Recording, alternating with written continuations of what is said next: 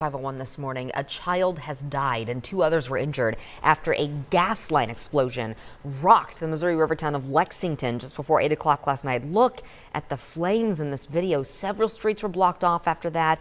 You're taking a look at pictures a witness sent to a local radio station. The city of Lexington says a subcontractor hit a gas line behind a funeral home or near a funeral home on 18th Street, and then a nearby home exploded and caught fire at 7:45 p.m. The initial strike to the gas line happened at about 4:15 p.m.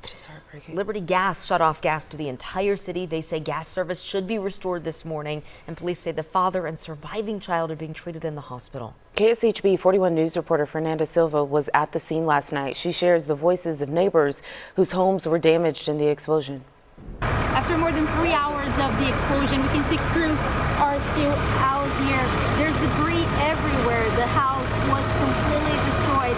And we also spoke with some neighbors who says their windows were broken. A community shaken. Physically. Every single window blew out. And mentally. It was just terrible.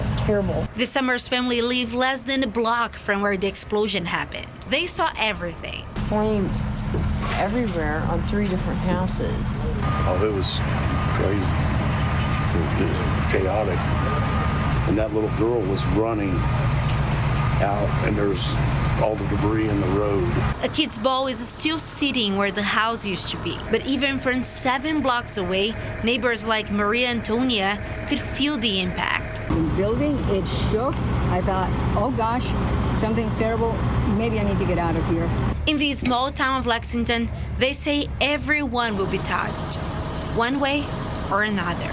When something like this happens, everyone's affected. Everyone feels a loss. In Lexington, Missouri, Fernanda Silva, KSHB 41 News.